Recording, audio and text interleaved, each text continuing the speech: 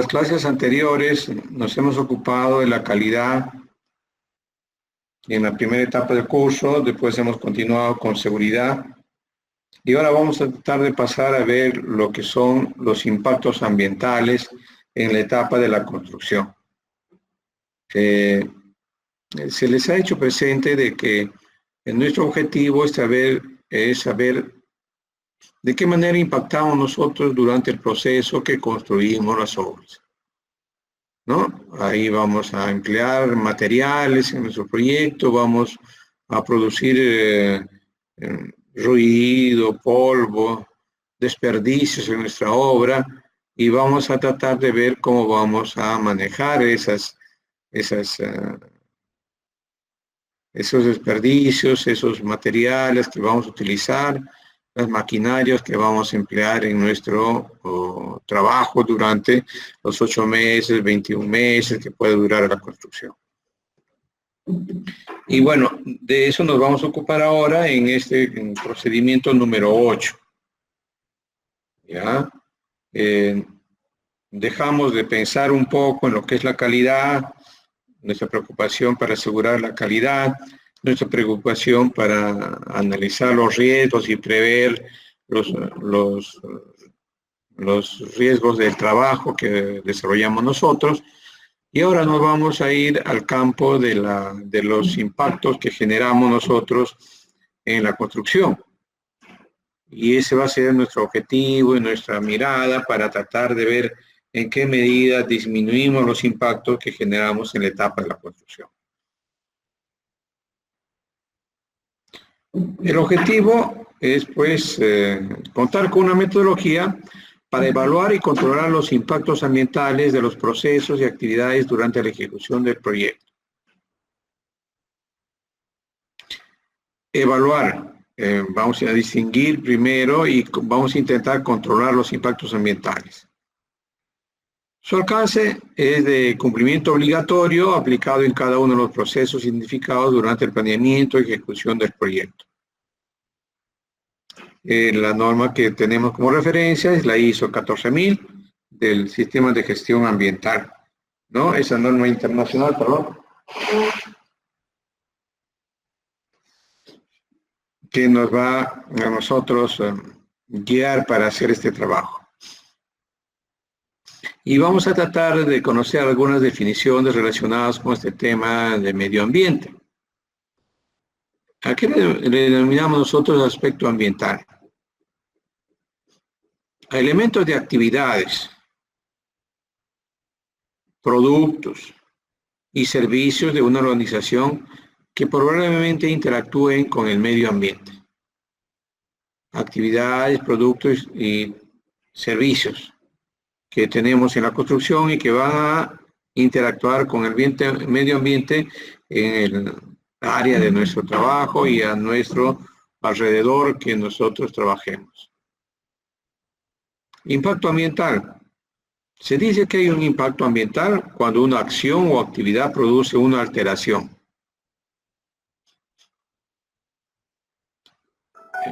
Favorable o desfavorable en el medio o en algunos componentes del medio.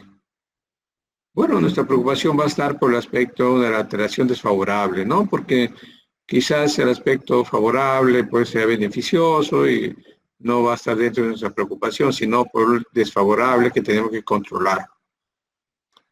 Esta acción puede ser un proyecto de ingeniería, un programa, un plan, una ley o una disposición administrativa con implicancias ambientales. El término impacto no implica negatividad, ya que estos pueden ser tanto positivos como negativos, ¿no? En el amplio sentido de la palabra, el impacto es así. Residuos inertes. Son los residuos fermentables. Es la materia orgánica, por ejemplo, que se fermenta. O combustibles, como puede ser el papel, el cartón, el plástico, la madera, las gomas, los cueros, los trapos, ¿no? Todo lo que se pueda prender, ¿no?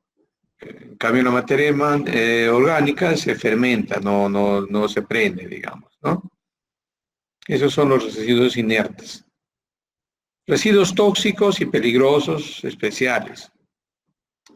Son residuos que tienen en su composición determinadas sustancias o materiales constituyentes en una concentración tal que en función de la cantidad y forma de presentación del residuo le pueden dar a este características peligrosas.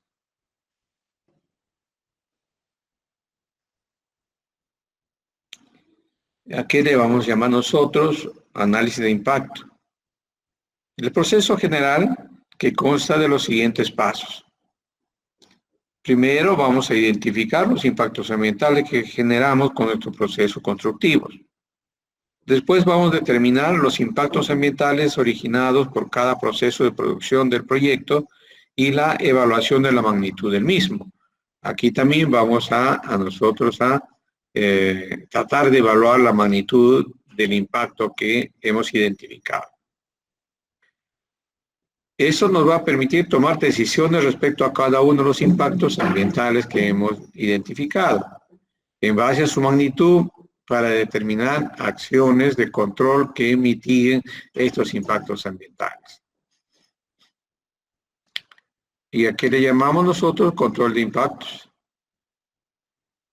La determinación de las medidas o acciones de prevención o de protección que reducirían la magnitud de los impactos, a fin de lograr el cuidado del medio ambiente.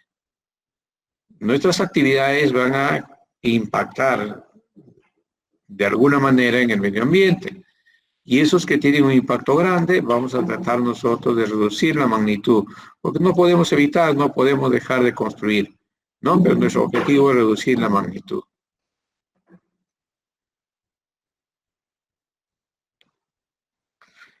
¿Cómo ejecutamos este procedimiento? A ver, un cinquito, me disculpan un momento. Muy bien, retomamos nuestra etapa de ejecución de este procedimiento. Y comenzamos con el análisis y control de los impactos ambientales del proyecto. Este análisis se aplica de manera obligatoria a todos los procesos identificados en la ejecución del proyecto, ¿no? Pero ustedes en su trabajo escalonado se van a ocupar de hacer el impacto ambiental de esos 3 procesos que han sido escogidos por ustedes, ¿no? Así como han hecho su análisis de riesgo para 3 procesos, a esos 3 procesos van a hacer el análisis y control de los impactos ambientales que hoy día vamos a aprender a desarrollar. La secuencia para efectuar el análisis y control de impactos ambientales de los procesos del proyecto se describen a continuación en el procedimiento, en el anexo 1, que lo vamos a pasar a ver. Pero vamos a ver qué trae ese anexo. En la parte superior del registro consignar la siguiente información: datos del proyecto, ¿no? El proceso, identificar el proceso por el cual se va a efectuar el análisis de impactos ambientales. Y la fecha en el momento que se efectúe el análisis, ¿no? Para la identificación de los aspectos ambientales y evaluación de los impactos, lo primero que tenemos que hacer es identificar los procesos que forman parte de la ejecución del proyecto. Y por supuesto, ustedes ya han hecho su identificación de todos los procesos y se han abocado a distinguir cuáles son los procesos más importantes, más repetitivos o más voluminosos, ¿no? Entonces, es en esa medida que ya escogieron sus procesos ustedes en su proyecto. Para cada uno de los procesos establecidos, se identifica primero sus aspectos ambientales. Después se procede a efectuar los impactos ambientales asociados. Esto nos permitirá tomar acción en los impactos significativos y poder controlarlos. A continuación se presenta un cuadro con los aspectos ambientales más significativos del proyecto. Muy bien, vamos a tratar de ver nuestro formato, de análisis de impactos ambientales. A ver dónde está esto. Aquí.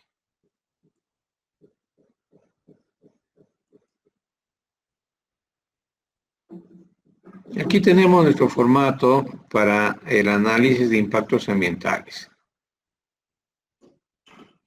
La primera columna son los aspectos ambientales.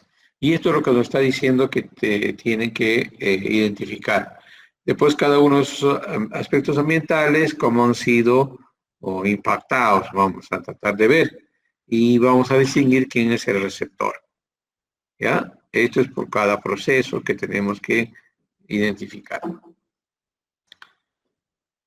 Bien, entonces vamos a continuar con nuestro procedimiento de desarrollo. A ver, ¿qué nos dice? Aquí tenemos una clasificación de los aspectos ambientales más significativos que tenemos que controlar en los proyectos de construcción. Uno de ellos, por ejemplo, es la alteración del paisaje. Esto más que todo para las obras que están en el campo o en lugares abiertos. En cambio, si estamos dentro de la ciudad y hacemos una edificación, quizás vamos a alterar muy poco el paisaje, ¿no? Muy bien. Pero hay lugares donde el paisaje es muy importante. Por ejemplo, no sé si ustedes han ido a Tingo María, más abajo de Huánuco, y han tenido oportunidad de ver pues, la Bella Durmiente en las lomas de unos cerros que hay, que son avistados desde la ciudad. Y parece pues una dama que está descansando esas lomas del cerro. Y no sería dable que nosotros pasemos por una carretera visible, hagamos cortes y entreguemos parte del corte, hagamos a la ladera de los cerros. Ese paisaje natural quedaría afectado, ¿no? Entonces, si vamos a hacer un proyecto, vamos a construir por esos paisajes, tenemos que tener sumo cuidado. Por ejemplo, en el Callejón de Huaylas, en la laguna de Yanganuco, antiguamente, pues, había una carretera, una trocha que llegaba al inicio de la laguna, y hay dos lagunas, pues, ¿no? Toda en Cañada, al lado del Huascarán, existe la laguna, la famosa laguna de Yanganuco. Y era pues un aspecto, era un ambiente natural que se veía pues una ladera al lado derecho, una ladera al lado izquierdo, de rocas que habían estado pues, ¿no? Con nieve anteriormente y que poco a poco han decantado en ese fondo de la quebrada que hacían las lagunas y una belleza natural muy, muy apreciada por todos. Pero hace algunos años atrás a alguien se le ocurrió al otro lado de la cordillera, me parece que en Poroguari, igual por el estilo, que era una ruta más corta para llegar al otro lado de la carretera, de la cordillera.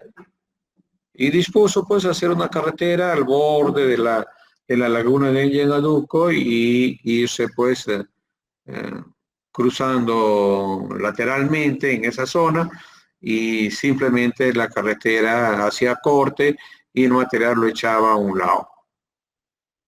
De esa manera, pues, alteramos el paisaje natural de esa laguna, de ese ambiente natural que existía. Seguramente que eso se hizo antes de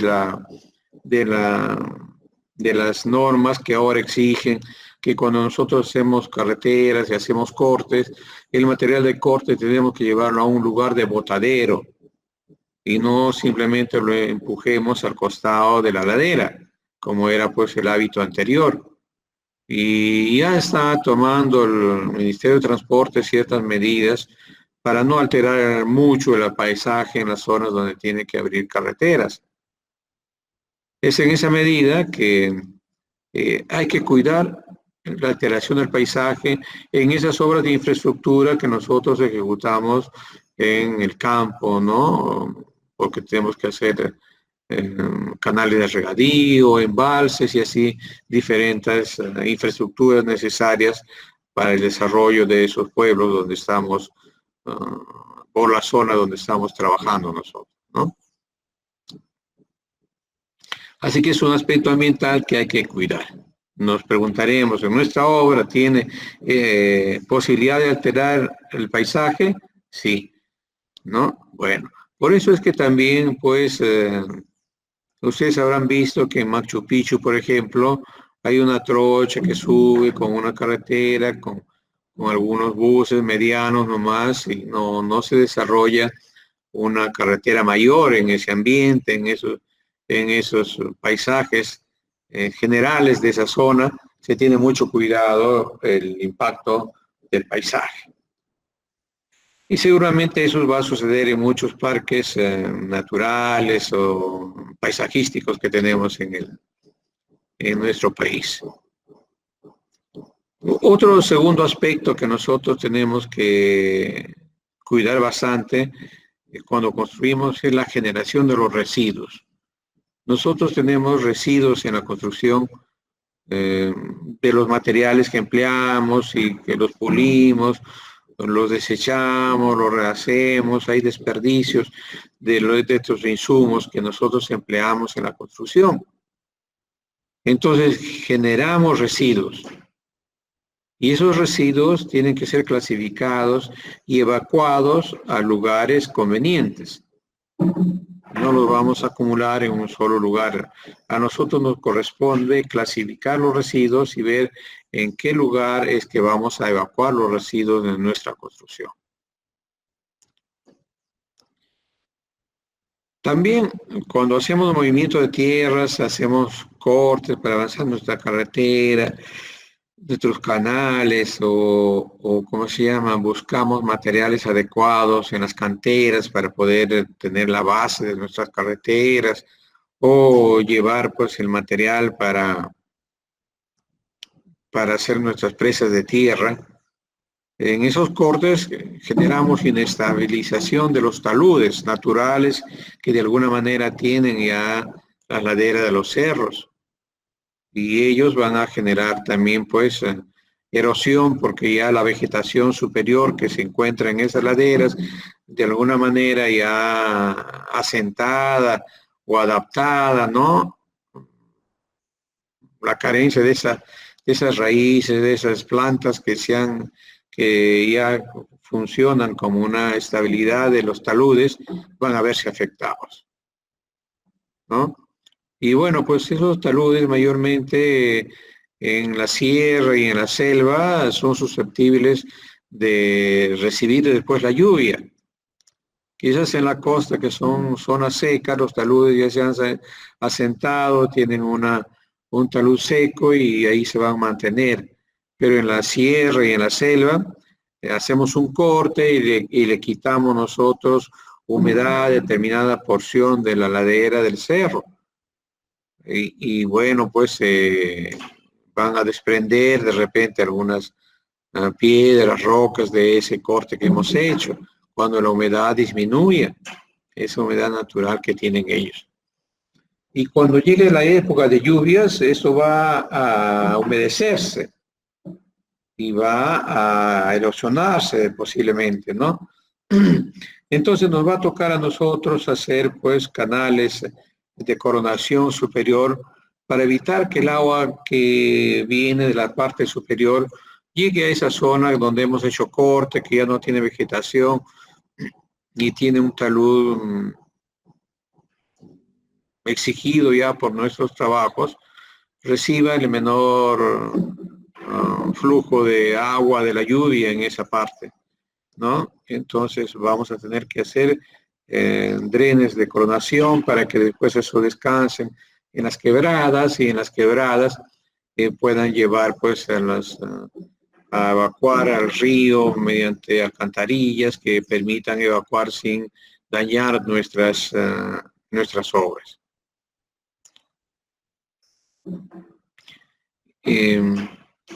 Esos son los aspectos que tenemos que cuidar y ustedes que están haciendo obras de infraestructura tienen que tomar en cuenta. En nuestro caso de edificaciones, por ejemplo, casi no hay estas cosas, ¿no? Más allá de la excavación en los sótanos. Pero en las obras de infraestructura que ustedes hacen, deben de tomarlos en cuenta. Cuando trabajamos nosotros, utilizamos muchos equipos pesados y de transporte. Más aún si tenemos trabajo de movimiento de tierras. Entonces vamos a tener bastantes residuos de combustibles, de grasas, de aceite, y que frecuentemente a medida que desarrollamos vamos a tener que ver su fuga, su escape, y vamos a tener de repente trapos o, o protectores que recogen estos aceites, esos combustibles.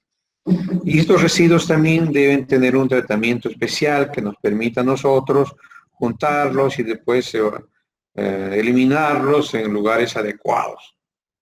Así que tenemos un pool de maquinarias y cada uno de ellos va a generar estos residuos. Unos porque se descomponen, digamos, porque no han tenido el mantenimiento adecuado y entonces van a ir botando los aceites, van a ir botando la grasa y eso pues tenemos que tener la capacidad de observarlos, recogerlos y acumularlos en residuos de esta naturaleza para después poder evacuarlos en lugares adecuados que nos permitan acumular estos residuos. También lo que tenemos que cuidar son la emisión de gases contaminantes. Esos gases contaminantes lo emiten nuestros equipos de maquinarias que nosotros empleamos para construir, ¿no? Esos gases contaminantes, si estamos en un lugar abierto, posiblemente se van a diseminar, ¿no? Estamos en el campo y entonces los efectos no van a ser muy fuertes. Pero debemos mantener nosotros nuestros equipos debidamente mantenidos para que no sobrepasemos los límites de contaminación. Ustedes seguramente, algunos de ustedes están al tanto, que por ejemplo los vehículos de transporte, los autos que tenemos nos obligan de tiempo en tiempo a ir a las revisiones técnicas. Y uno de los aspectos que evalúan es el nivel de contaminación de los humos que nosotros botamos cuando hacemos la combustión de nuestros motores de los autos. Y si eso es elevado encima de un estándar que está catalogado para nuestras maquinarias, simplemente nos piden que arreglemos ese motor para que la emisión de esos gases no sobrepasen esos estándares. Y eso es lo que también tenemos que controlar con nuestros equipos pesados de trabajo que tenemos en el campo.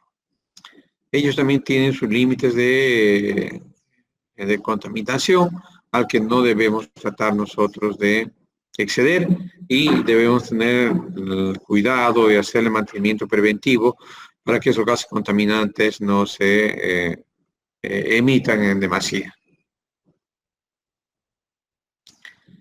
Polvos en suspensión.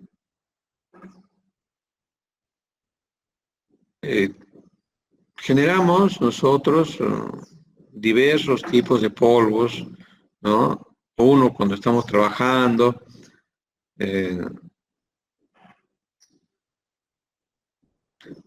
generamos mucha mezcla de material en nuestras obras y eso se va diseminando en el entorno de nuestra edificación, que llegan a nuestros vecinos, vamos a decir, si estamos en una zona urbana, ¿no? O interiormente estamos generando nosotros un lijado y un pulido dentro de nuestras habitaciones en la edificación y ahí hay polvos en suspensión que exige que nuestros trabajadores tengan mascarillas para soportar esos finos que tenemos en un momento en las obras. Pero si estamos hablando de un trabajo de movimiento de tierras en el exterior, en un campo abierto, también generamos nosotros polvos, ¿no? Ustedes han visto cómo es que el transporte que hacen algunas mineras en algunas carreteras afirmadas genera una gran cantidad de polvo que afecta pues a los sembríos de los cultivos al lado de las carreteras. Y eso es parte de la protesta de los agricultores, de los campesinos que trabajan por esa zona, ¿no? Sus sembríos, sus árboles frutales se ven pues bañados de ese polvo porque la carretera tiene mucho fino que al pasar con esos vehículos levanta un polvo enorme y con el aire eso se disemina en el ambiente. Entonces la suspensión de polvos es parte del impacto que nosotros generamos en la construcción. En las canteras también vamos cortando, vamos mezclando nosotros. Entonces, pues nos corresponde humedecer el material, tener coberturas para que esa parte, la porción del material que está en los bolquetes, en la parte superior, no se disemine durante el recorrido. Así que también es un aspecto ambiental que tenemos que preocuparnos si nuestra actividad, nuestro proceso genera estos aspectos, ¿no? Así estamos identificando qué aspectos ambientales nuestro proceso va a generar, va a verse afectado, ¿no? En cada proceso habrá dos aspectos ambientales a considerar, o uno, o habrá pues 5 aspectos ambientales que considerar, dependerá de nuestro proceso, ¿no? Nosotros estamos identificando acá un listado y lo vamos a considerar el que le corresponda a nuestro proceso que estamos analizando. Y el otro aspecto también es la generación de ruidos, ¿no?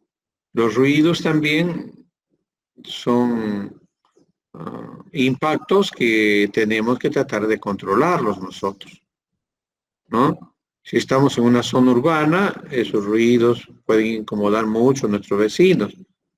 Entonces, en esa medida es de que se acepta horarios de trabajo definidos en el casco urbano, por ejemplo, y se impide que ellos trabajen de noche, porque sabemos que si hay un trabajo nocturno, pues el descanso de las personas se ve afectado. Y usualmente en la ciudad trabajamos pues, de 7:30 a 5:30, y eso es todo lo que nos permiten a nosotros, ¿no? Como frente de trabajo podríamos trabajar 2 turnos, 3 turnos, pero eso no es aceptado en nuestros medios, por ejemplo, ¿no? Muy bien. En los lugares abiertos, posiblemente como el campo, la carretera, tengamos nosotros oportunidades de tener pues menos impacto de ruidos allá. Pero si queremos demoler veredas, demoler pistas, hacer demoliciones en nuestra zona urbana, ahí pues ustedes ven que como los rotomartillos, las compresoras generan pues todo un problema de ruido dentro de nuestros ambientes. Y bueno, de alguna manera nos dan licencia para trabajar porque tenemos que rehacer esas obras, pero también, como les digo, dentro de los horarios de trabajo, ¿no? Y bueno, el ruido es fuerte, conocemos voladura de rocas, pero seguramente eso también en el campo es menor y tenemos que hacerlo en determinados momentos nomás, ¿no? Muy bien. Lo que también hay ruidos es en la zona de chancadoras de piedra, por ejemplo, ¿no? A veces llevamos nosotros chancadoras de piedra al interior del país, en las provincias, al lado de nuestras obras, porque ahí no se consigue piedra chancada, nadie fabrica piedra chancada, entonces nosotros mismos somos los que tenemos que chancar nuestras piedras en base a esos equipos que temporalmente vamos a llevar. Así que aquí hemos tenido una serie de 7 listados de aspectos ambientales a la que le podemos agregar algunos más si por la característica de su obra ustedes identifican, pueden agregar algunos aspectos ambientales más, ¿no? Y fíjense ve que a pesar de que Ahora existe una carrera de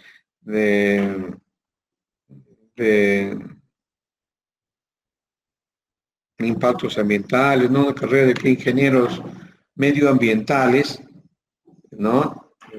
Su formación de ellos no es muy amplia, no está muy relacionada con las obras y bueno, a pesar de que ellos manejan esa información un poco más técnica, nosotros en Ingeniería Civil tenemos que involucrarnos en estos temas y saber que nuestros procesos, nuestras determinadas obras generan determinados impactos ambientales que tenemos que tratar de controlar, porque conocemos qué materiales empleamos, qué maquinarias empleamos, qué procesos constructivos tenemos en las obras.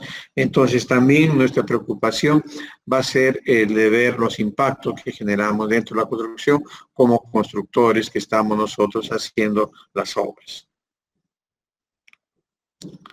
Para cada impacto ambiental se determinan los blancos receptores del impacto considerado.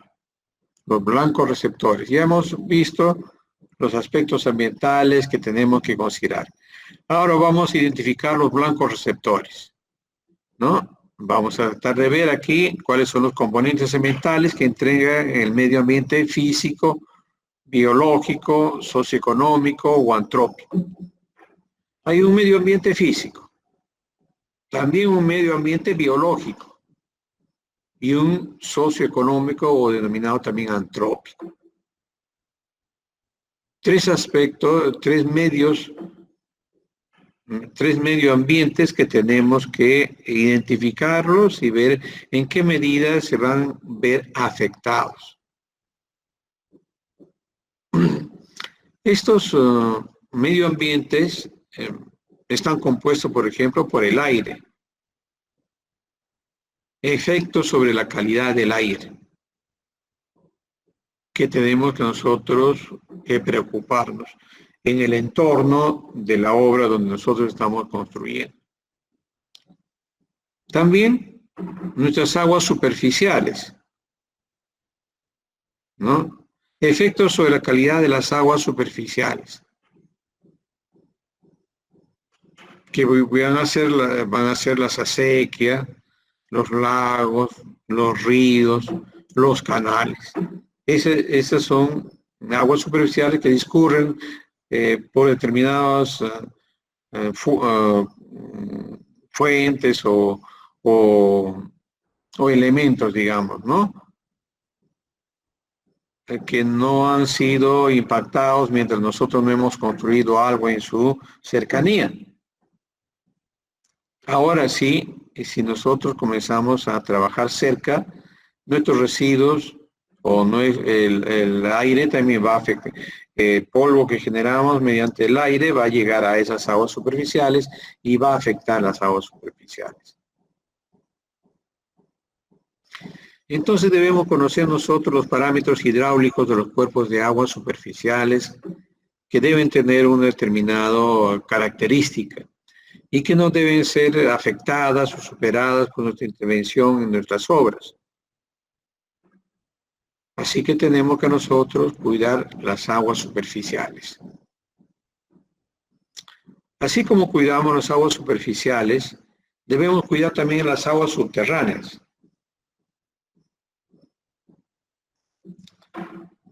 Vamos a cuidar los efectos sobre la calidad del agua subterránea.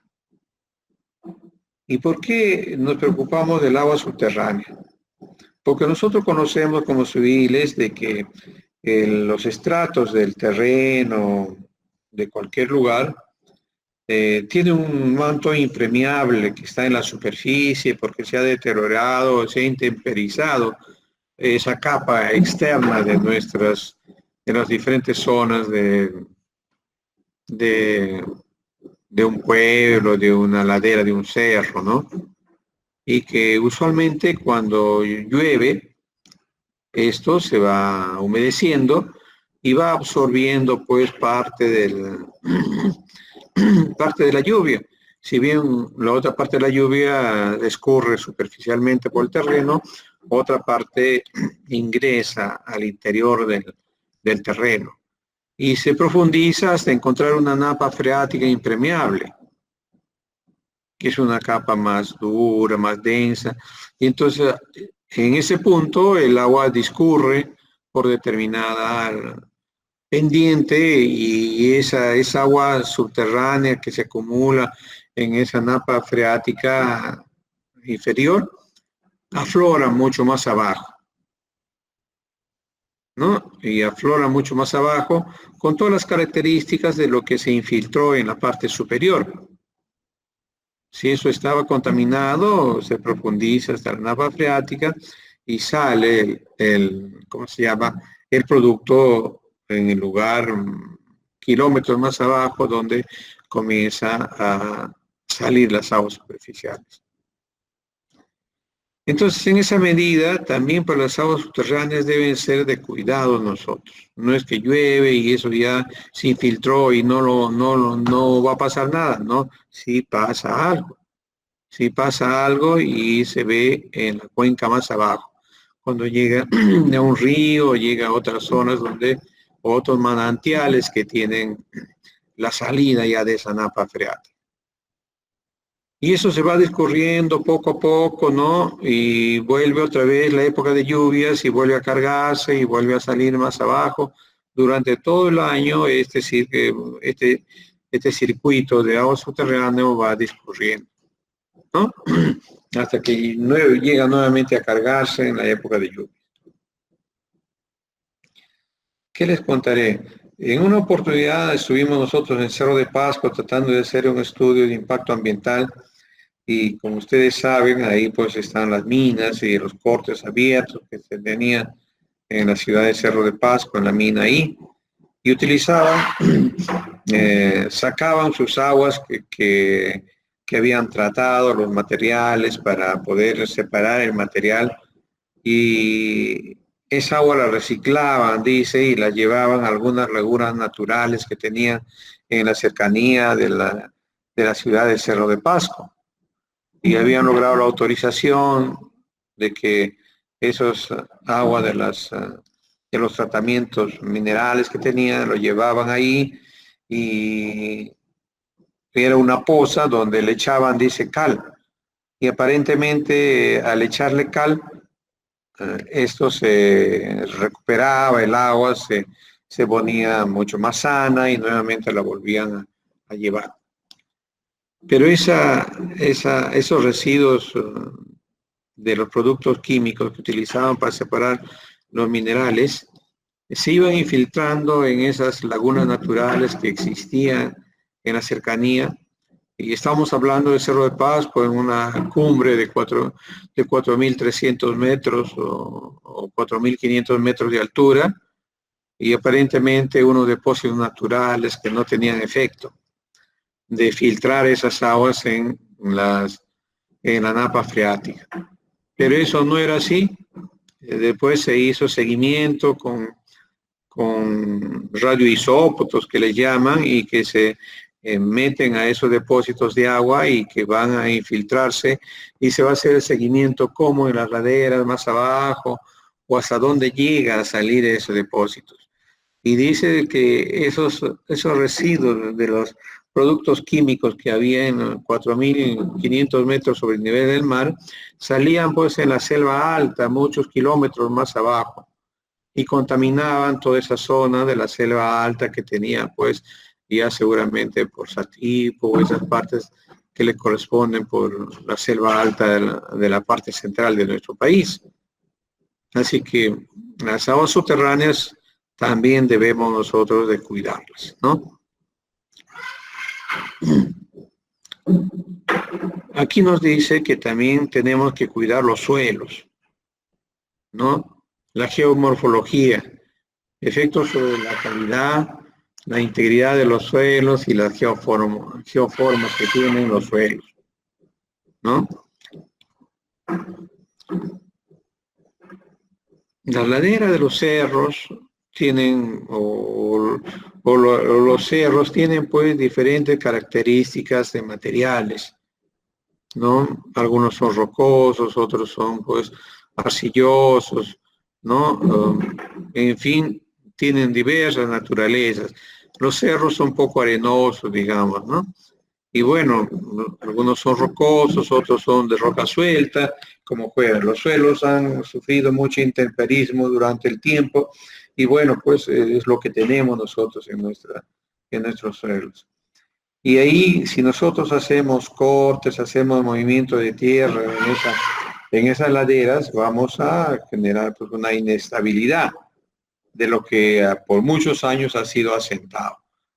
Y eso es una preocupación que tienen las personas que hacen pues el estudio geológico, el estudio de suelos, cuando van a hacer trazos de carretera, para identificar cuál es el talud adecuado para determinada zona, determinada ladera de cerro, porque entre uno y otra parte hay material propio que tiene con sus propias características, sus propias resistencias, sus propias adherencias, ¿no? A la que tenemos que nosotros de conocer y esperar que un especialista en este tema de suelos nos recomiende los taludes de corte que podamos hacer nosotros en esos determinados lugares, ¿no? Pero también ellos nos van a permitir identificar, pues, ¿no? Lugares de fallas, de inestabilidad, de suelos, de laderas, que tenemos que controlar nosotros, que tenemos que reconocer y, bueno, pues a esas zonas darle un tratamiento de inestabilidad y recuperación permanente, ¿no? Porque eso no se va a poder encontrar una solución definitiva para esas zonas inestables, ¿no? Por ejemplo, la carretera marginal de la selva del norte, entre Tarapoto y Chiclayo, había una zona de inestabilidad que toda la vida estaba hundiéndose el terreno y era pues una falla geológica que donde no se puede pues encontrar una solución definitiva. Y entonces, bueno, en esa zona hay que tener un equipo de mantenimiento que permanentemente vaya habilitando ese tramo que tiene inestabilidad, ¿no? Cuando se hizo un trabajo en la carretera marginal sur, en la parte de Cusco, de Madre de Dios, hubo todo un cerro que generó toda una enorme cantidad de deslizamientos, que se hizo un trazo que no pudo cumplirse y pues hizo un deslizamiento enorme que obligó a cambiar ese trazo posteriormente. Entonces, pues, esas son las características naturales que tienen los diferentes suelos en nuestro país o en cualquier país del mundo, al que hay que tratar de conocerlo y dar el tratamiento más adecuado. La biota. La biota es la flora, la zona de la flora, la fauna y los procesos ecológicos que ocurren en una zona determinada. Ahí hay plantas, ¿no? Hay animales y procesos ecológicos, ¿no? Que pueden estar pues, por los riachuelos, los ríos, las lluvias propias de ese ambiente que están asentados de una manera natural, que se han adecuado al medio ambiente, ¿no? Y están ahí estabilizados. Y nosotros vamos a afectarlos y vamos a ir a hacer algún trabajo en esas zonas, ¿no? Entonces, a la flora, a la fauna, la llamamos nosotros la biota, que existe en esa zona.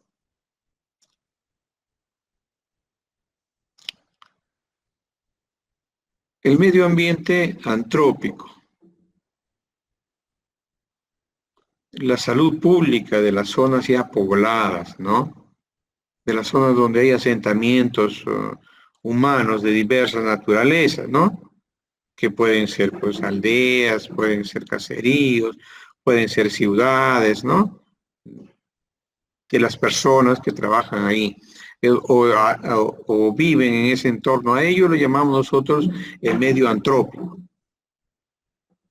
Tenemos que cuidar la salud pública, el bienestar social de esa gente, la infraestructura de servicios que tiene, la infraestructura de agua, de desagüe, de luz que ellos tienen, ¿no? Primaria, desarrollada, que pudiera tener ese entorno de nuestra obra, ¿no? Hay una infraestructura de servicios, de abastecimiento de agua que cada lugar tiene. No todos tenemos las redes, pues, ¿no? De agua tratada como lo tenemos en las ciudades. Ellos tienen sus fuentes sus buques, sus fuentes de abastecimiento de agua que lo han considerado sano y sirve para sus alimentos, para sus animales. Y ese es un medio que tenemos que proteger y cuidar nosotros, ¿no? Las viviendas que ellos tienen, ¿no? Fruto de nuestro trabajo pueden verse afectadas las viviendas, ¿no? Y su sistema de comunicación, ¿no? Al igual que su seguridad y higiene de las personas, ¿no? Que tenemos que controlar. Más que todo con nuestro personal de la obra, con nuestros subcontratistas. Nosotros vamos a las comunidades de la sierra, de la selva, con nuestras propias costumbres, con nuestras propias enfermedades, ¿no? Y que luego las transmitimos en esos ambientes donde pues no había estos vectores de las ciudades, vamos a decir, ¿no? Y que llegan a una zona donde no han tenido estas características. Entonces, también tenemos que cuidarnos mucho sobre esa seguridad y higiene del personal que va a trabajar en ese lugar y que va a interactuar con los pobladores, con la gente de ese medio, ¿no? Así que el medio antrópico es un aspecto que tenemos que cuidar nosotros. Los insumos que vamos a emplear. Nosotros vamos a llegar a hacer obras y seguramente vamos a tener que utilizar muchos recursos naturales de la zona, ¿no? Le vamos a necesitar agua. Y ellos tienen un uso del agua, por ejemplo, ¿no? Que tenemos que compartir, tener que comunicarnos con ellos para poder utilizar su fuente de agua, ¿no? Si es superficial generalmente, ahora sea lo que nosotros querramos hacer una fuente subterránea, pero como estamos haciendo un trabajo temporal que no es de mucho tiempo en nuestras obras, usualmente no nos va a ser rentable buscar una agua subterránea, ¿no? Hacer pozos, perforar pozos, ¿no? Entonces tenemos que compartir el agua que ellos tienen. Igualmente tenemos que pedir permiso, comprar la explotación de las canteras naturales que traigan pues los agregados que necesitamos para nuestra zona.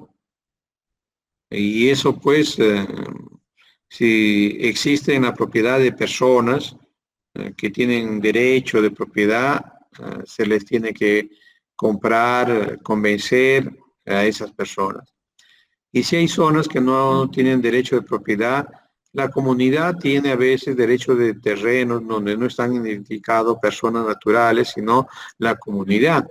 Entonces tenemos que nosotros conversar con ellos y explicar que necesitamos ciertos materiales para desarrollar la infraestructura que vamos a hacer por su zona y que estamos dispuestos a reconocer el pago de la explotación de esas canteras que lo tienen dentro de sus terrenos, dentro de sus propiedades.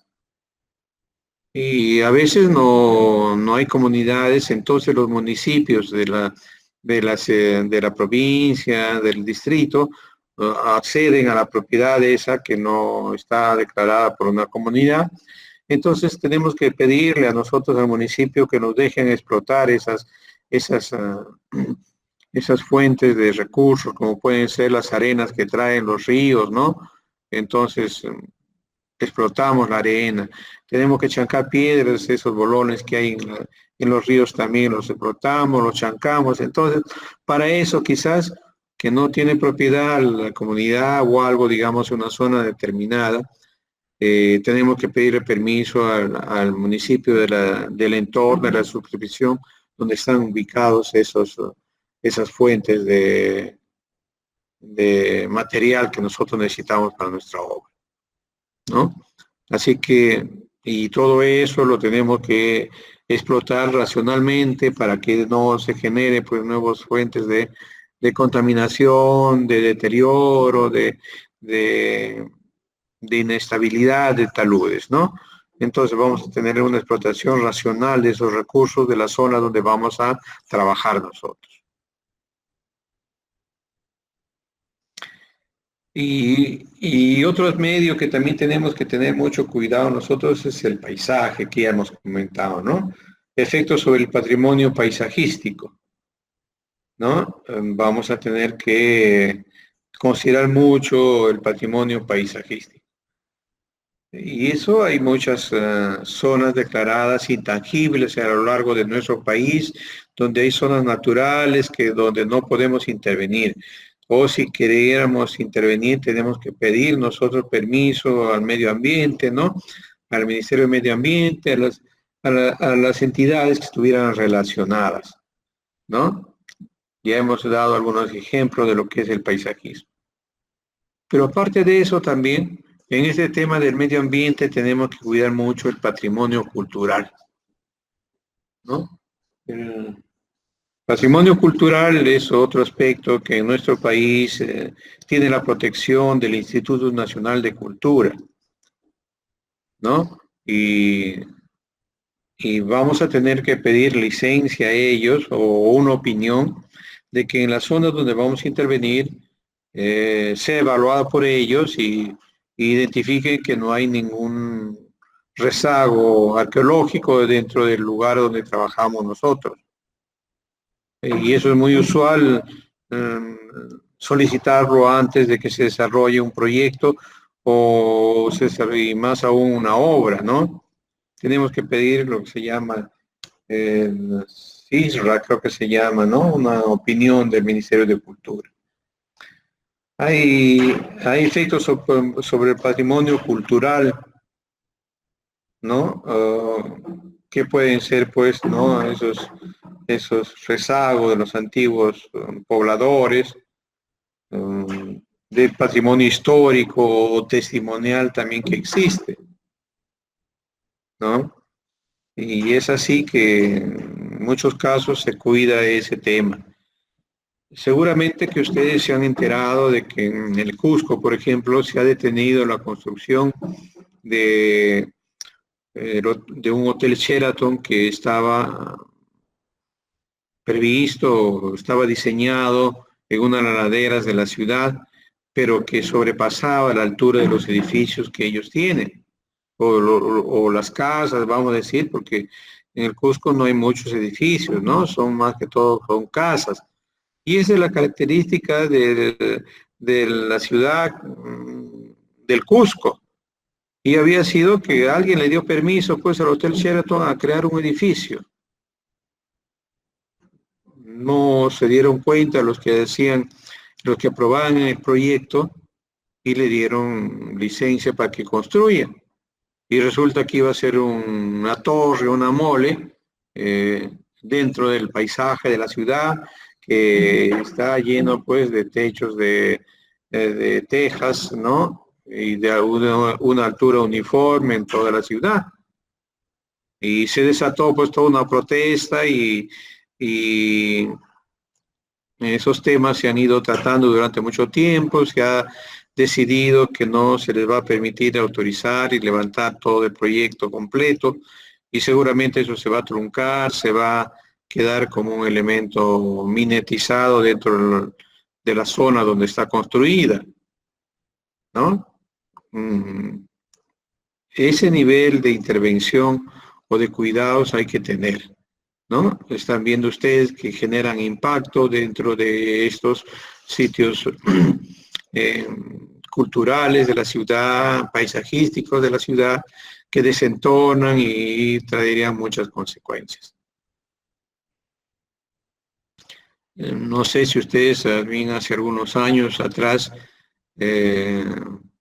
tuvieron la presencia, o ustedes que son tan jóvenes de repente no recuerdan, que en los humedales de acá de Chorrillos más abajo, donde hay unas zonas donde llegan las aves migratorias, se iba a construir una fábrica de fideos, Luchetti.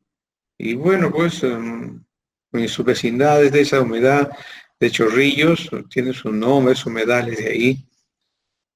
Los constructores, los fabricantes se habían comprado los terrenos y querían hacer una fábrica ahí. En determinados momentos eso se protestó, se impidió y finalmente esa fábrica que iba a impactar en todos esos humedales simplemente no se construyó. Hubo mucha protesta, muchos reclamos, muchos trámites judiciales que impidieron que eso se materialice. Y son temas que tenemos que cuidar cuando planteamos un proyecto o cuando vamos a ir a construir también un proyecto, ¿no?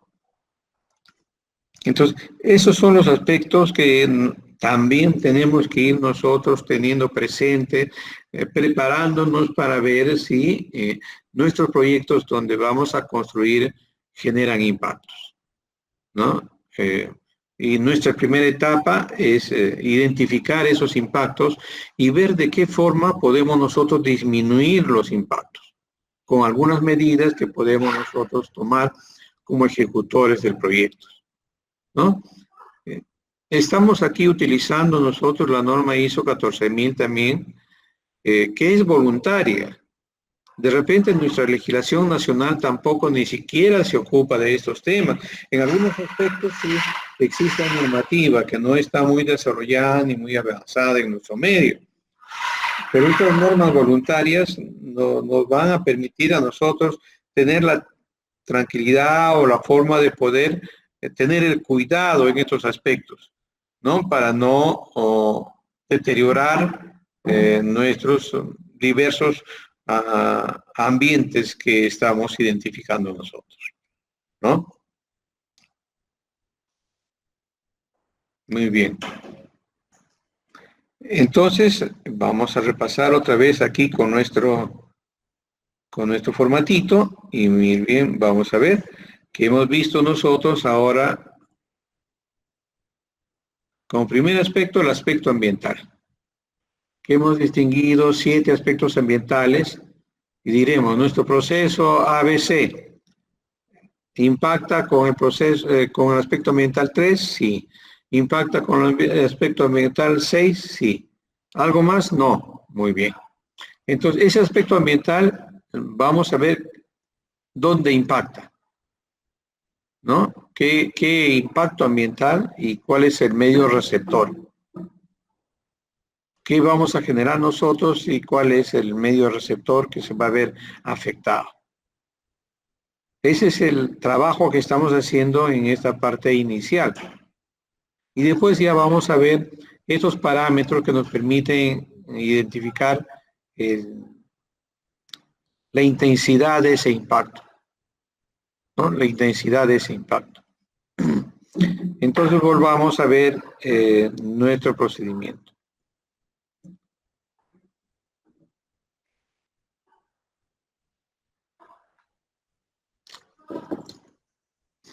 Bueno, seguidamente nos va a tocar nosotros colocar en la siguiente columna el grado de sensibilidad.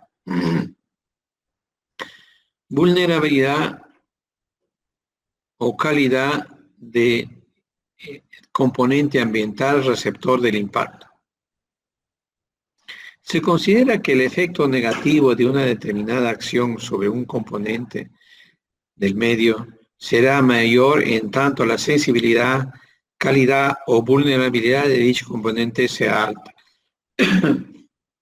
Entonces vamos a tener ahí algunos parámetros del factor de sensibilidad, el grado de sensibilidad ¿no? Si es baja, la vamos a poner con un valor de 1, media, 2, 3, alta.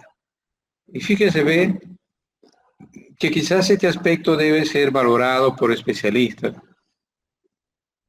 pero como no existen en abundancia en nuestro medio y no están necesariamente relacionados con los temas de construcción, a nosotros los ingenieros civiles nos corresponde tratar de aprender, tratar de asumir un valor que aquí vamos a comenzar nosotros a plasmar numéricamente, ¿no? Entonces, vamos a, seguramente, complementariamente a lo que en el curso estamos llevando, vamos a seguir indagando de cuáles son los medios que nos permiten a nosotros identificar si esa vulnerabilidad de la calidad ambiental es baja, media o alta, ¿no? Entonces vamos a nosotros a tratar de valorarla en esta oportunidad. Aquí nos dan algunos consejos para tener algún criterio para asignar estos valores. Se tomará como componente de alta sensibilidad a los siguientes: al medio antrópico.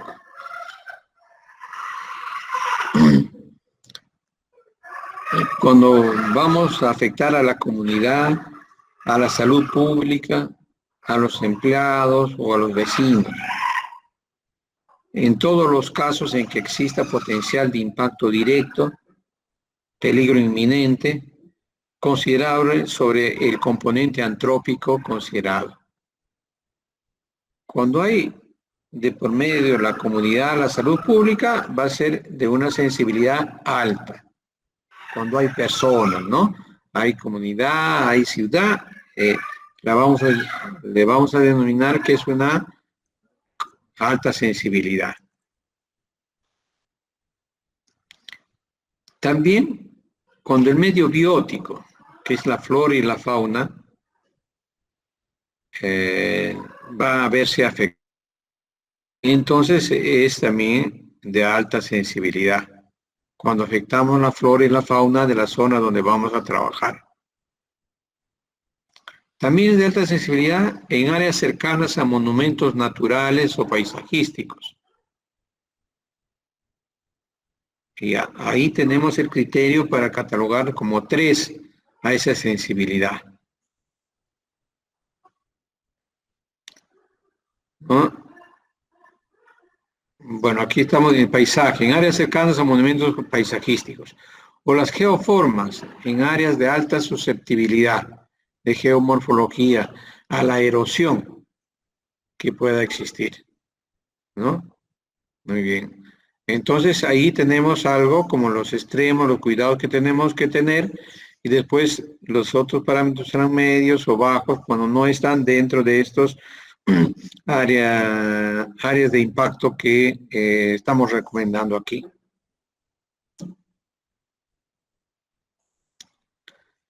Luego dice, el otro parámetro dice la probabilidad de ocurrencia del impacto. Se establecerá sobre la base de estadísticas previas o estimación de acuerdo a la experiencia de los especialistas ambientales. Pero esos especialistas ambientales no han pasado su vida en carreteras, no han pasado su vida en, ¿qué digamos?, en presas. Entonces, más que especialistas ambientales van a ser la gente que ha construido, los ingenieros civiles que han construido durante mucho tiempo, nos van a poder dar una opinión de la probabilidad de que esto ocurra. Nosotros que somos jóvenes o ustedes que son jóvenes, quizás en un momento no tengan la experiencia para calcular la probabilidad. Bueno, ahora les va a tocar ensayar, hacer una propuesta de probabilidad, ¿no? Pero un carretero que tiene 20 años ahí trabajando va a decir, no, si esto reproduce en tales zonas de la sierra, esto en la selva, esto en la costa, serán esa gente que ha construido los que nos van a dar una opinión. ¿no? Entonces, de la probabilidad de ocurrencia de lo que estamos intentando nosotros identificar, media, baja o alta, y a la que nosotros tenemos que ir aprendiendo, desarrollando o buscando información, y cada vez que tenemos una obra, ver la estimación que se hizo, se acercaba a la realidad, sí, no, y queda como data de ustedes. Van a otra obra, se hizo otra estimación. Muy bien, termina la obra, ¿cómo resultó eso? Cierta, se desvió mucho la asignación que habíamos hecho. Bueno, así ustedes van a ir recogiendo su propia data. A medida que pase el tiempo lo van a obtener. Lo pueden compartir con sus compañeros que han estado en otras zonas, pueden comunicarse con ellos para decir, oye, aquí hubo esta estimación y fíjate, ve que resultó que sí, que no, o se acercó mucho. Entonces, esa data ustedes deben ir formando, lo deben ir cultivando para que con el tiempo puedan tener alguna referencia de esta información, ¿no?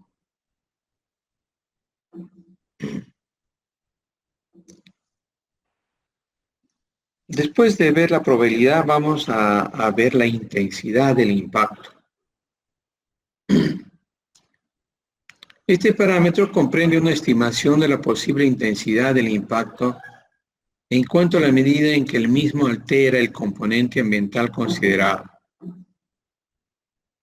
contemplando la profundidad de dicha afectación y la extensión real o magnitud del componente ambiental potencialmente afectado, utilizando la siguiente escala.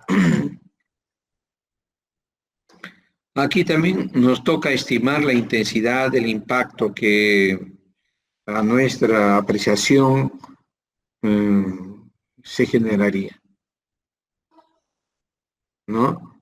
Y vamos a estimar en esa etapa, vamos a conversar con gente que tiene experiencia en esos temas, pero quizás nunca evaluaron la intensidad del impacto ni conocían esta metodología.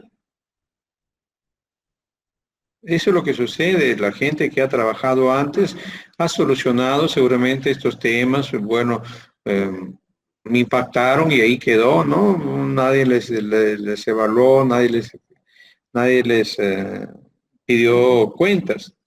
Pero ahora que ya tenemos esta tecnología, tenemos estos conocimientos y ustedes están interviniendo, entonces van a tener la oportunidad de conversar con gente que tiene experiencia y sacarle esta información que no necesariamente va a conocer o nunca ha hecho esta hoja de análisis de impacto ambiental. Pero con lo que hemos estado explicando, ustedes van a poder comentarle a estas personas y le van a poder decir, ¿y usted cómo calificaría la intensidad de este impacto? ¿Alto, medio, bajo? Y seguramente con alguna explicación previa que ustedes le dan, él se va a ubicar y les va a decir, bueno, de 3 valores, esto es la mitad, o es la parte baja, o es la parte más alta, ¿no? Entonces van a poder sacar una opinión de esa gente que ha construido este tipo de obras, ¿no? Que no conoce la metodología, pero que nos va a ser útil para nosotros, ¿no? Muy bien. Y bueno, también trataremos de buscar alguna bibliografía nosotros relacionados con este tema, que para nuestras obras directas son muy escasas, pero de repente ustedes tienen alguna forma de buscarlo y lo encuentran, ¿no?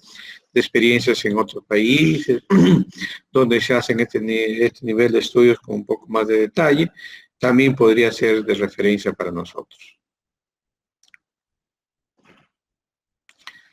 Luego tenemos este otro factor, el cuarto, creo que es el factor temporal. Se refiere a la persistencia de los efectos del impacto, a la duración del impacto y a su capacidad de revertirse, lo que conocemos como la reversibilidad, tomándose un índice que combina con una baja duración y una alta reversibilidad de los efectos del impacto. valores medios y una alta duración o alta reversibilidad del impacto.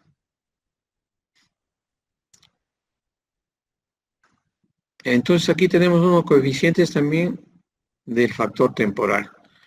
La capacidad de revertirse este deterioro que en un momento puede tener una zona o un lugar. Para retornar a su condición anterior. ¿Demora mucho? ¿Es rápido? Muy bien. Eso lo vamos a tratar de ver. Y hay factor temporal de media, una, baja es una, media 2, alta 3.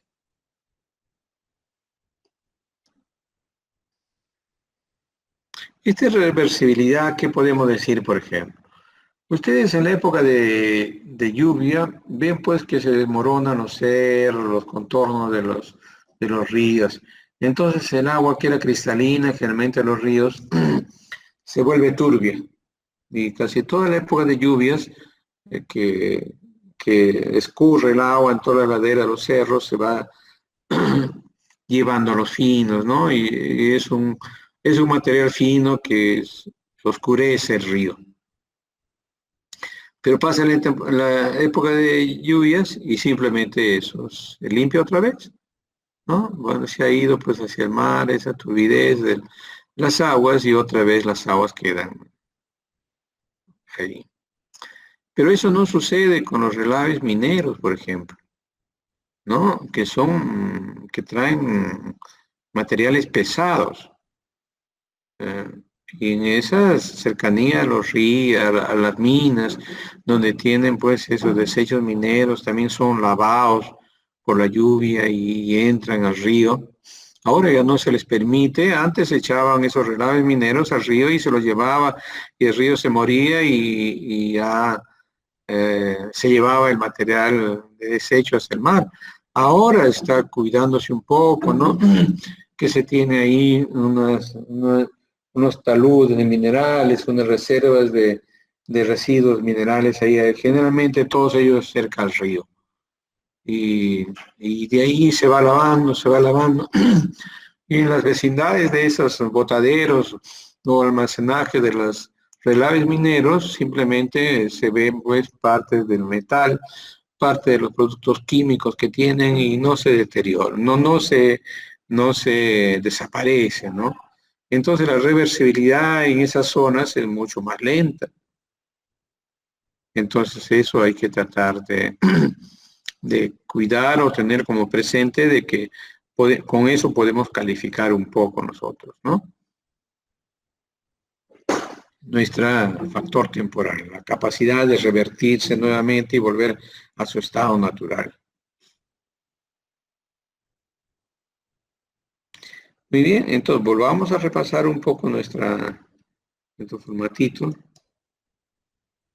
Y fíjense, aquí teníamos una columna de este factor del grado de sensibilidad, el grado de probabilidad, el grado de intensidad, el factor temporal. Entonces ahora vamos a ver el módulo de impacto. ¿Ya? Vamos a ver el módulo de impacto. A partir de los valores obtenidos para cada uno de los 4 parámetros definidos arriba, se calcula el módulo de impacto, haciendo este producto de esta par de sumas. Se suman los dos primeros, ¿no? Y se multiplica por la intensidad y la temporalidad. El resultado de dicha fórmula varía entre un valor mínimo de 4 y un máximo de 16, estableciendo los siguientes rangos del módulo de impacto para distinta ponderación del impacto. Es en esa medida que nosotros vamos a tener ahí. Por ejemplo, aquí ese primer rango de módulo de impacto está equivocado, ¿no? Bueno, deberíamos multiplicarlo por 6, por más. Aquí debe ser 36. aquí 24 y aquí 12. ¿Ya? Aquí hay que corregir estas tablas que están mal. Es 36, 24 y 12. ¿Ya? Entonces, cuando multipliquemos algo, estos valores, vamos a tener estos rangos nosotros. Si está entre 24 y 36 va a ser alta.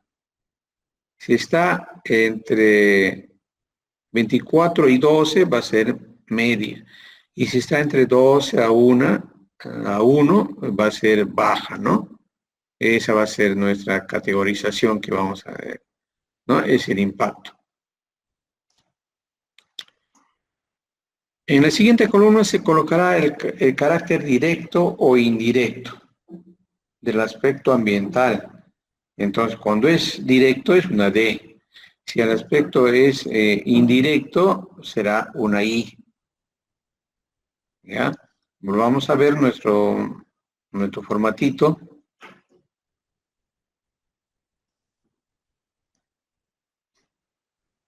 Vamos a tener un valor acá en el módulo de impacto, ¿no? ¿Es directo o es indirecto? Muy bien. En la siguiente columna, ¿no? Entonces vamos nosotros a, finalmente dice, para cada impacto significativo, se determinará y colocará en la columna correspondiente, según el registro desde formato 1, la medida o medidas de control requeridas, una sola medida o varias, como ustedes consideren. Los controles para minimizar estos impactos ambientales se señalan en el siguiente cuadro. Por ejemplo, ¿cuáles serían las medidas de control que se podría aplicar? Restauración de áreas ocupadas. Eliminación de suelos contaminados y escarificados de todo el suelo compactado, ¿no? Bueno, eliminación de la parte superficial de los suelos contaminados. Y después dice escarificado de todos los suelos compactados. Usualmente nosotros cuando vamos al campo preparamos nuestros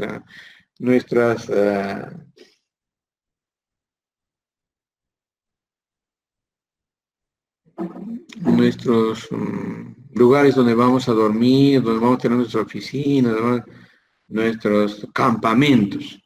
Y esos campamentos los compactamos, pues, ¿no? Donde van a estar nuestros materiales, nuestros vehículos, compactamos esos terrenos para que no levanten polvo, que no tengamos mucha tierra en nuestro lugar. Entonces nosotros compactamos esos suelos, ¿no? Entonces nos está diciendo, tiene que escarificarlo. Ah, muy bien. Utilización de suelo orgánico, desplazarlo. Tenemos que traer un nuevo suelo orgánico para esa zona donde nosotros ya le hemos dado una escarificación, para tratar de que la vegetación nuevamente prenda en esa zona, para la recuperación de esas áreas ocupadas, ¿no? Si nuestro campamento o nuestra zona, pues, de mezcla de materiales que tenemos o nuestros talleres de preparar nuestros agregados,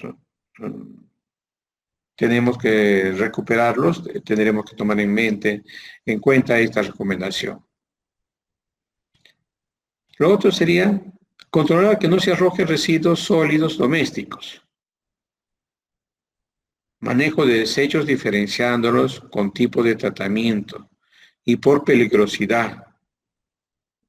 Clasificaremos los residuos orgánicos, los residuos inorgánicos, no contaminados, los residuos metálicos no contaminados, los residuos contaminados con hidrocarburos, los residuos contaminados con sustancias tóxicas. Eso tenemos que clasificar nuestros residuos y tenemos que almacenarlos adecuadamente para darle un destino final a cada uno de estos residuos que generamos nosotros en nuestra intervención de una obra, ¿no? Durante el proceso de construcción.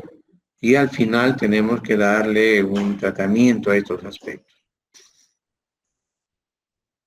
Bueno, controles ambientales, que podría ser tener instalación de baños químicos portátiles, que generalmente son pues en la ciudad, digamos, ¿no? Donde hay un servicio que recoge esos baños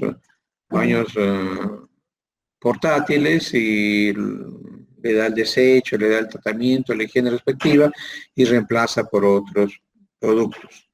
Pero en el campo no tenemos ese servicio. Entonces tenemos que crear zonas de silos porque no tenemos lugares donde evacuar nuestros residuos orgánicos de todo el personal que tenemos. Entonces crearemos algunos silos que le daremos el tratamiento debido para que esto pueda manejarse en el campo, ¿no? Muy bien. Colocación de depósitos, residuos señalizados y capacitación al personal. Vamos a ir generando nosotros una serie de residuos que tenemos que manejarlos en nuestras obras. Y como todos generamos residuos, tenemos que capacitar a todo nuestro personal y indicarles dónde están los depósitos para tales y cuáles residuos. Y hacer el seguimiento que ellos se habitúen a dejar los residuos en los lugares que están señalizados, ¿no?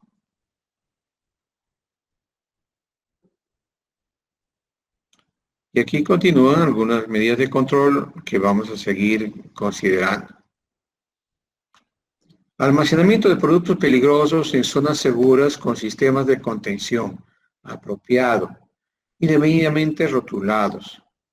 Disposición de las hojas de datos de seguridad de estos productos. El MSDS de cada producto peligroso que habíamos hablado en las clases anteriores.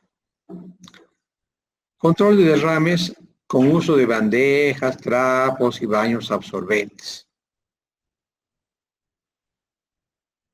También otra recomendación, las zonas de almacenamiento de combustibles deben contar con una losa de concreto y una estructura contenedora para evitar derrames en el suelo. Control de derrames mediante uso de bandejas, es la recomendación, ¿no? Derrames de estos aceites, grasas que tuviéramos nosotros de nuestros equipos. Revisión técnica de equipos de construcción antes de ingreso en obra y periódicamente. Humedecimiento periódico de la zona de trabajo o del material transportado cubierto con toldos húmedos. Y vamos a transportar material suelto nosotros, ¿no? Para evitar que los finos vuelen pues con el aire, ¿no? Clasificación de material para ser depositado en los depósitos establecidos en el proyecto, ¿no? Clasificación de los materiales es lo importante. Conformar los depósitos de material excedente en los botaderos con taludes que garanticen su estabilidad. Muy bien. Vamos a ir acumulando nosotros en determinados botaderos que ya han sido estudiados, han sido aceptados, pero nos dice, ojo, cuidado con sus taludes. No vaya a ser que después esto se desmorone y sea motivo de otro problema posterior. Entonces debe conocerse cuál es el talud adecuado en función del material que estamos llevando a un determinado botadero, ¿no? Debemos controlar la erosión en sistemas de drenaje temporales, ¿no? Como he dicho, en cada corte que hacemos, estamos propiciando la erosión nosotros. Y tenemos que ver el drenaje que pueda superar esa condición del corte que estamos haciendo. Muy bien. Aquí tenemos algunas responsabilidades del personal que está involucrado en el trabajo. El gerente de la obra va a revisar los análisis y control de impactos ambientales de los procesos del proyecto que ustedes le van a proporcionar. Él con su experiencia va a ratificar o va a recomendar ajustes a su propuesta. Va a propiciar las facilidades requeridas para que se cumpla el presente procedimiento en el proyecto y las medidas de control estipuladas. Se ha planteado algunas medidas de control y él debe tratar de vigilar que eso se cumpla. El jefe de medio ambiente va a implementar el presente procedimiento en el proyecto. va a liderar los análisis y control de impactos ambientales que se lleven a cabo en el proyecto y consignarlos en el registro 01. Tiene que verificar que toda actividad efectuada en el proyecto por personal propio o subcontratistas se realice tomando en cuenta los controles ambientales consignados en este registro 1 que hemos visto, ¿no? Y él va a mantener los registros correctamente archivados y disponibles para que cuando venga la auditoría evidenciemos que hemos efectuado este análisis, ¿no? Y que lo estamos desarrollando y tomando en cuenta en nuestro proceso constructivo. Muy bien, ahí tenemos el anexo número 1, ¿no? Bien, jóvenes, eso es el procedimiento número 8 de análisis y control de impactos ambientales. ¿Alguna pregunta? Porque ahora ustedes van a hacer su trabajo. En esos 3 procesos que ustedes han escogido, van a hacer su análisis de impacto ambiental. ¿Alguna inquietud de parte de ustedes?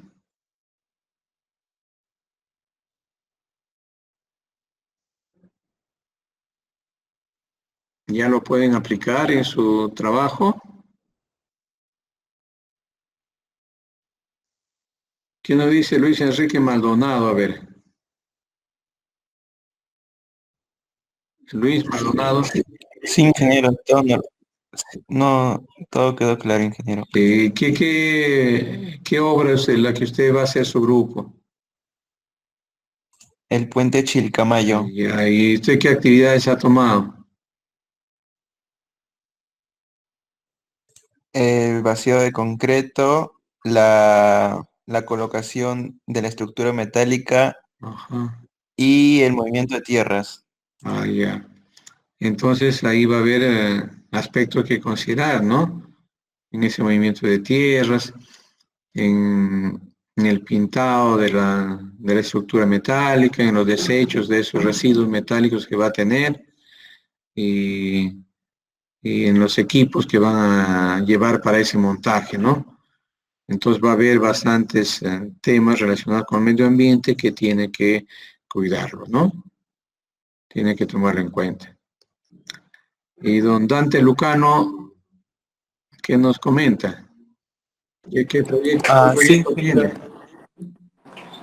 tenemos una reparación y mantenimiento de una red de agua. Ah, ya. ¿Y usted qué Sí, actividades tiene comprometido? mis actividades son obras preliminares. Ajá. Luego era el despacho de las tuberías Ujú. y la instalación de las tuberías principales. Bueno, ya, pues ahí hay que ver qué medidas afecta a usted en esas obras preliminares. Veremos que si van a hacer campamentos, van a hacer zonas de oficina y esas cosas las tiene que recuperar usted, ¿no? Sí, Los, ingeniero. los cercos que tenga que hacerse, eso también lo tiene que hacer. Y en su obra va a haber bastante manejo de equipo de movimiento de tierras, y entonces ahí también hay que cuidar bastante los desechos de los equipos de movimiento de tierras, ¿no? Claro, ingeniero. Tiene razón. Ya, ya. Muy bien, muy bien. Entonces, si no hay más inquietudes en el tema o alguna pregunta. Ingeniero, ¿para qué día Ah, estarían programando esa tercera entrega de su trabajo escalonado?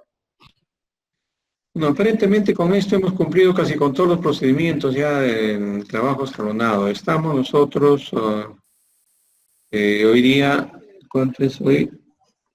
11, ¿no? 11. El próximo lunes es 18. Y el otro lunes de acá 15 días sería 26. 18. El lunes 26 podría ser a más tardar en la fecha límite, porque a partir de ahí va a comenzar la sustentación de los trabajos. ¿no? O quizás en ese mismo lunes ya comencemos con la sustentación de los trabajos. Y entonces podríamos programar para el 26 con fecha límite de entrega de los trabajos escalonados del plan de gestión integrado. ¿Ya?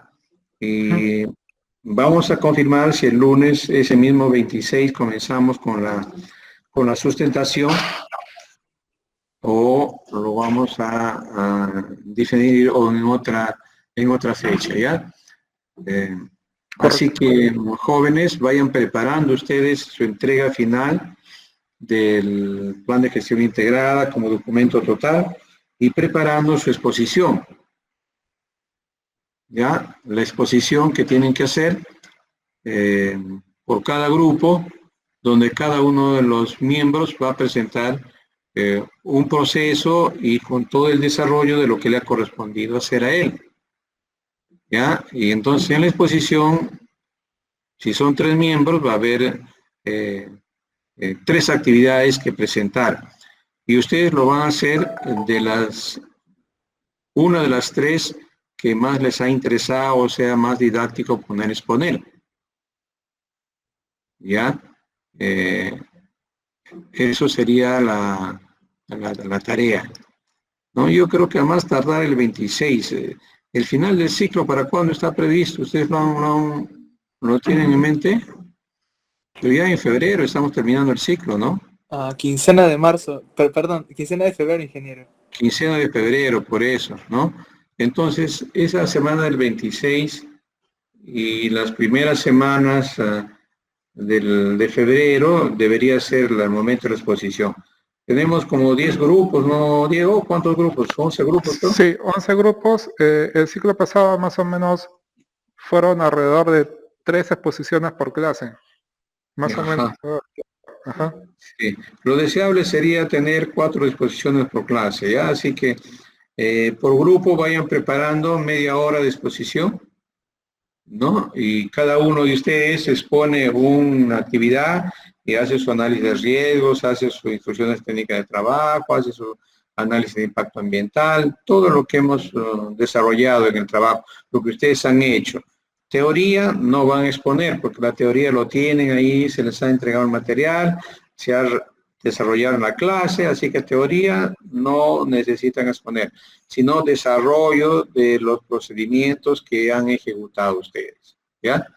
Y esos procedimientos que quedan en blanco, eso no vale la pena exponer, pues eso queda en blanco, ¿no? Sino los procedimientos que tienen contenido en esta etapa de planificación son los que ustedes tienen que presentar, ¿ya? Entonces, estamos quedando que el lunes 26 iniciamos la sustentación y es el límite de tiempo para la entrega también de los trabajos escalonados, ¿ya? O lo dejamos para el jueves antes del 26, la entrega de trabajos escalonados también podría ser, para que ya después se dediquen solamente a exponer a partir del 26, ¿no? Podría ser que el jueves anterior se entregue el trabajo escalonado. Y el 26 ya iniciemos nomás las exposiciones. Pero bueno, eso vamos a tratar de definir en esta semana, ¿ya?